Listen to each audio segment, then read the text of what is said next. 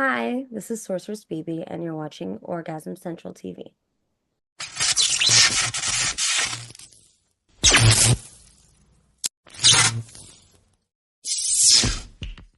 How did you get started in this industry? Funny enough, I was watching a documentary with my ex who I hated, and it was just some girl being mean to guys and making a bunch of money. It was just Findom. He's like, "You're such a bitch, you'd be so good at this," thinking he's like insulting me, and I was like, "I've been doing this for free for years. I should probably check it out." So yeah, I did some research and kind of, realized that like a lot of it aligned with my personal life, before I dove in. And yeah, it was kind of interesting to learn about. And then I ended up making a profile before Twitter was cool and all that stuff. It was like Kick and like findoms.com. And so I got on there, started making money, and yeah, just kind of domino effect from there. And your boyfriend actually said that you're such a bitch. You'd be perfect at Well, he's this. not my boyfriend anymore, but yeah, the guy Ex at the time. Yeah, ex-boyfriend. It clearly. Yeah. damn. Yeah. Well, I wasn't very nice to him either, so. It's a story from I'm not another saying it's day. okay, but I, I was like, but in the end, it's like, oh, thank you for my career. Because had he not done that, I would have not, you know, really paid attention. But yeah. the one suffering, it's fine. So, what do you love most about your work? Um, I mean, there's honestly a lot of aspects that I love that it's hard to choose just one. I like the freedom of being the boss. I like the fact that it's so multifaceted that you can kind of like, if you're kind of burnt out in one section, you can go to like another, you can move to content creation, you could do, in person. And, there's just like, there's so many levels to it that you can like always reinvent yourself and reinvent what you're doing in the day or whatever. You're not kind of like stuck in a mundane life. Right. Although a lot of doms don't do in person because that shit can be dangerous. Like, Yeah, well, I mean, I have a dungeon technically, but my business partner and my ex-business partner and I were in a dispute, so she's locked me out. And it's this whole big bullshit, but I've just gonna wipe my hands of it and make a new one. If I did it the first time, I could do it the second time. I've already got my business and my EIN and everything squared away, so we're in the works. I just gotta go in with the cops and get my shit. so what was your favorite scene to shoot?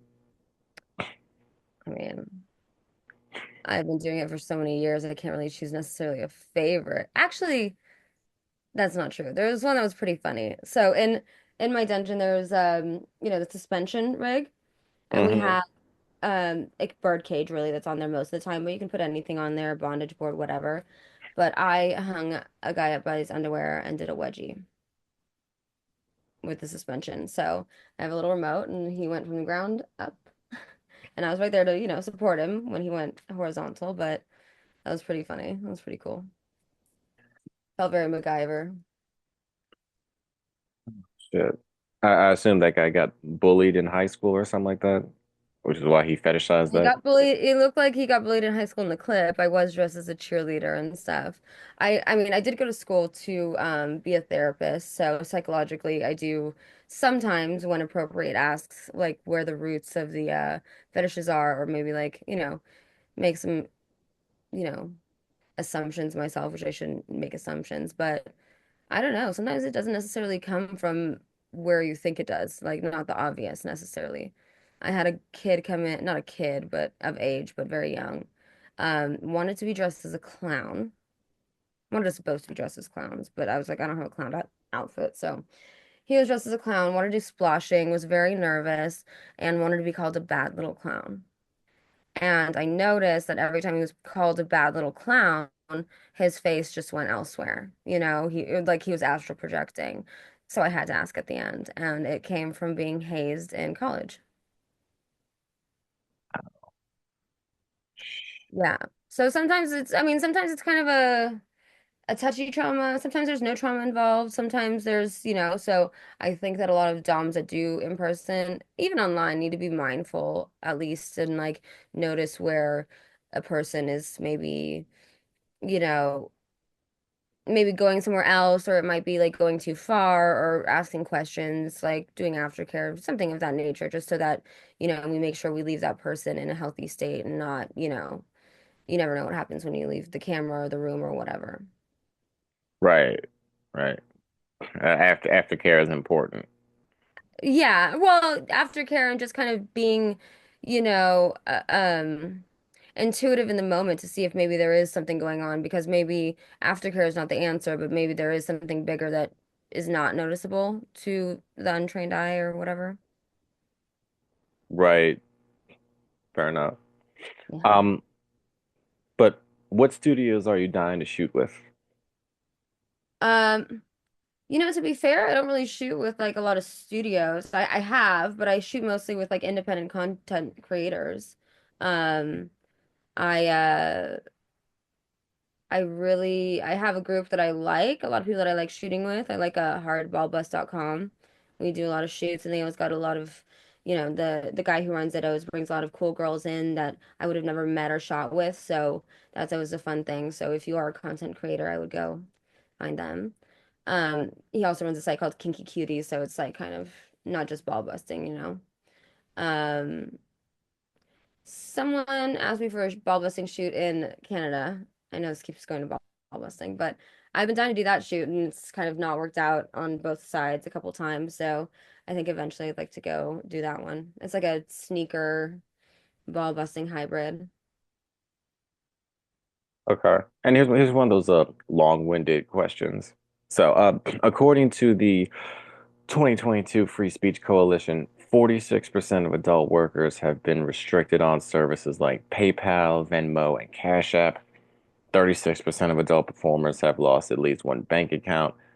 55% have been denied insurance because of their background, and 50% have been denied a loan because of sex work.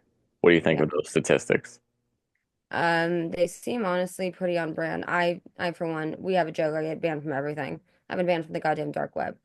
It's like how not that I frequent the place, but I'm just saying I've been an adult friend finder. Things you think you'd never get banned from because they're of the adult world. Um, and yeah, I haven't lost a bank account. I haven't been denied insurance. And I've been upfront as far as insurance goes, with different things or like I'm a content creator. But yeah, you have to file your taxes as model. You have to be very careful. I've been banned from every payment site you can think of. Banned from Amazon, banned from fucking Etsy, like ridiculous things. Um, and it's Mhm. really sad that we're marginalized in such a way and villainized in this like, you know, I don't know what ideas that they have in their head that makes them different from us, but it's like it's almost in this like not separating church and state. Like, why is your opinion of what we do, you know, held in such a high regard that we're not able to access these important things that are basic human needs? Like, I'm still trying to wrap my mind around. You got banned from Etsy of all places. I did. Yeah. And they sell BDSM things. I don't really I don't know. I still don't understand. They a lot of them like don't have arguments. Amazon, I've been banned from multiple times and with thousands of dollars of gift cards just lost in my account. Just and I even they have you say, okay, what account did it come from? What are the last four numbers of the credit card? And I had my sub that sent me like because the last time I got banned, it was $400. He gave me all the information and they didn't care. They just took it. So it sucks. So, what do you think people can do to help sex workers? Honestly, I think, a lot of people need to just spend their time educating those who are a little smaller minded. I just got done doing a documentary that was actually put on by UCLA. It is an outreach program. It's called uh well, there's a magazine that goes with it called Pro Mom, and then the documentary part is Parents Guide to or Sex Workers Guide to Parenting. And so UCLA has done this program, which I think is amazing, where they advocate for sex workers in, many capacities. And I just think breaking the stigmas and like putting out knowledge to people is going to be the only way, because otherwise we're going to be stuck here. We're going to assume people are going to know things and assume people are going to be better people than they are, but they're not. So, just anytime you hear someone saying the wrong thing, take the time to not necessarily like mansplain or, correct them. Be like, hey, maybe there's another way to think. These are people too, just trying to make a living. Yeah, yeah. It is better that, we have some sort of sex education. And, um, Yeah, and not the kind they give you in high school. well, the kids I teach, they're in elementary school and they say they know where babies come from. So, Oh, you're a teacher? I used to work with special ed as a behaviorist for what's that? school here. Yeah, I was 11 years with the school district. Oh, snap. Oh, and are you still working or do you not work No, with them? I left a couple years ago, but I was doing both for a while, and then I finally gave up. It was odd because it's like you're there for 11 years, the kids, the parents, the staff, and it's like I had to like make up some sort of reason again with the stigma of sex work, like why I'm leaving. I'm like, so I'm gonna go do in-home behavioral therapy now, and whatever. Now my kid goes to the school district, and they're like, so what are you up to? What are you doing? I'm like, just stay at home, mom.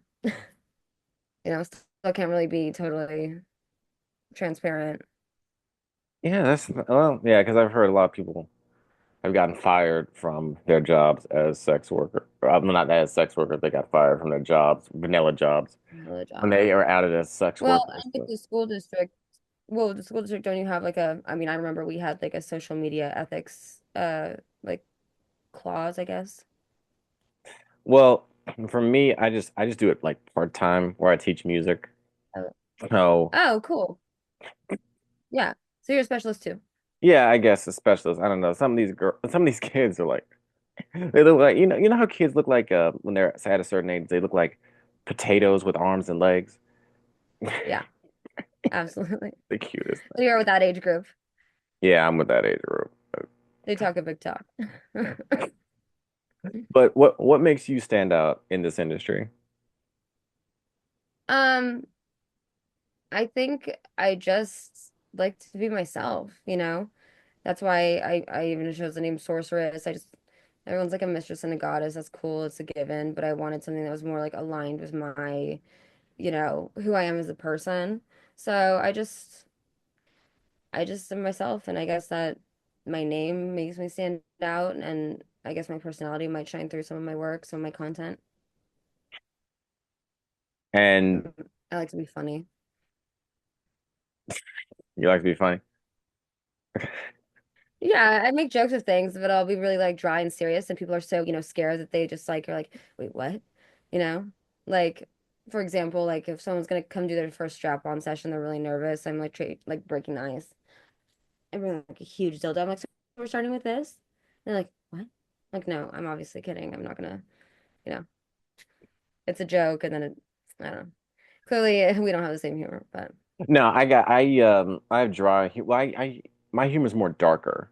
Way mine's pretty dark too. I don't think it's as You know, dark as mine. I don't think oh, it's not a contest, but yeah, I think you know. I like to but have fun. That's really the thing, is fun. oh, okay. Any way that I can. And people are very serious, and very afraid. So, you know, I play off that, I guess.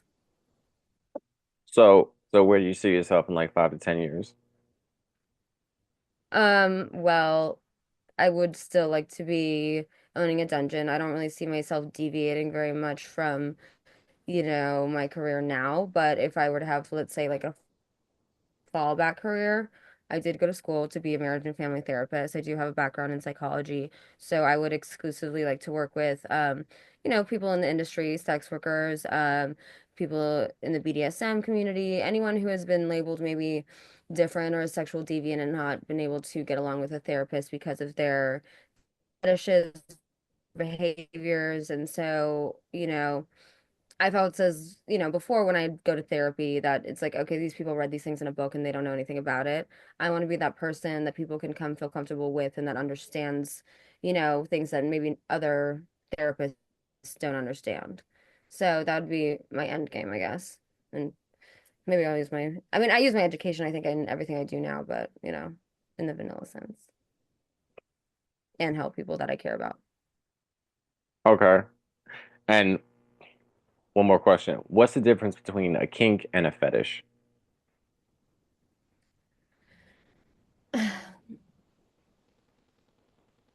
I mean, a kink and a fetish are I mean, kink is maybe more loosely based and a fetish is more like satiated upon. But I think an easier question to answer would be like, what would be the difference between a kinkster and a submissive? Because a lot of people will come in and think, oh, I'm a sub, I'm a sub. No, dude, you just have some fetishes and you have kinks, but you're not like a submissive person and you're not a sub. So I think that like there's a big deviation from people who think they're into kinky things and that they're like maybe a sub or they're this and like label themselves a certain way when, hey, you're just into kinks and that's cool. You know what I mean? You don't need to be a sub to be into things that other subs are into, you know? So it's like that whole label is whatever. But I think kinks are more of something that are like lightly explored and fetishes are something that are like established. Like this is what you like.